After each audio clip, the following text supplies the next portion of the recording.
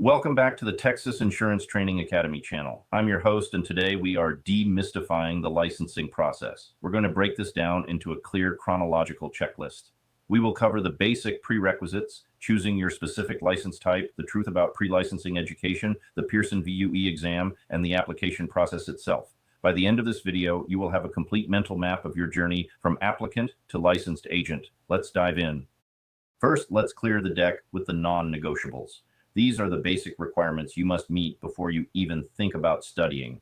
According to the Texas Department of Insurance, or TDI, you must be at least 18 years old. You also need to be a legal resident of the United States and possess a valid Social Security number. While you don't need a college degree, you do need a clean background. We'll talk more about the background check later, but know that certain felonies or financial crimes can be disqualifiers. If you meet these baseline criteria, you are ready to move to step 2.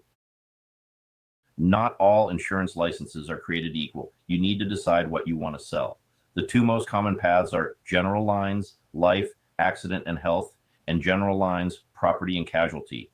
Life and health allows you to sell products like term life insurance and medical plans. Property and casualty, often called P&C, lets you insure cars, homes, and businesses. There are also specialized licenses for adjusters. It is crucial to decide this now because it dictates which exam you take and which study materials you buy. You can hold both, but most people start with one.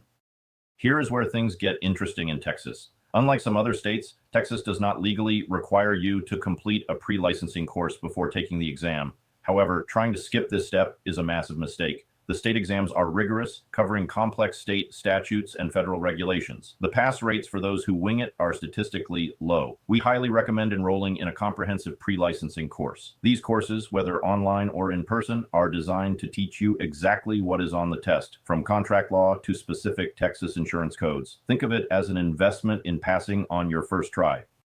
Let's talk about the big hurdle, the exam.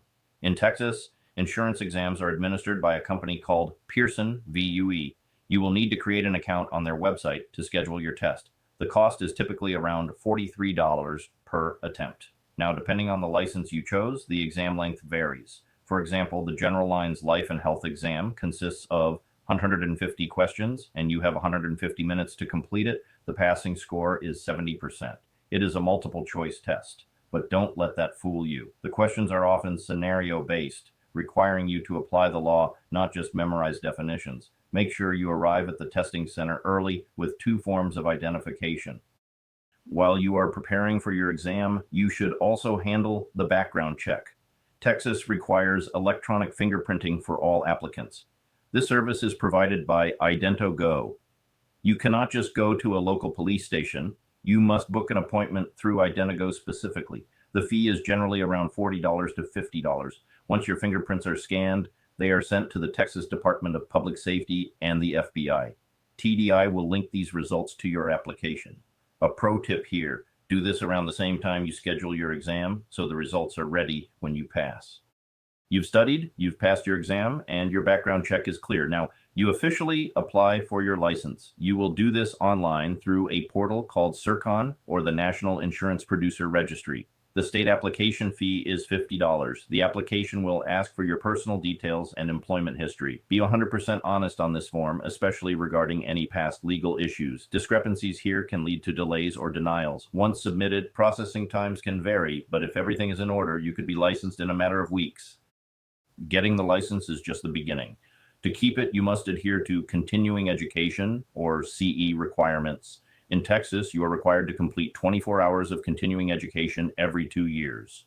Crucially, 3 of those hours must be specifically focused on ethics. You can't just take the same course over and over. You need to find approved providers. If you fail to complete these hours before your license expiration date, you face fines and potential suspension of your license. So start planning your CE early in your renewal cycle.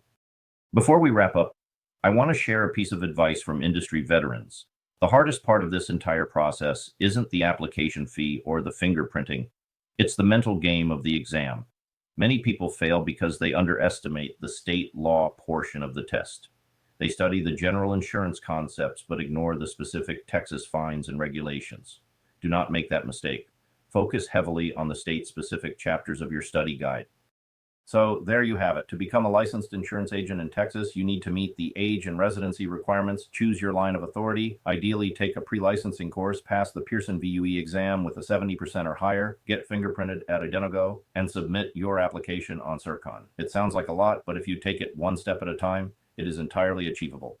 This career offers immense freedom and earning potential, making this initial effort well worth it. If you found this guide helpful, please give this video a like and subscribe to our channel for more deep dives into the insurance world. And if you're looking for the best pre-licensing courses to help you crush that exam on the first try, check out the links in the description below. We have resources specifically tailored for Texas applicants. Thanks for watching and good luck on your exam.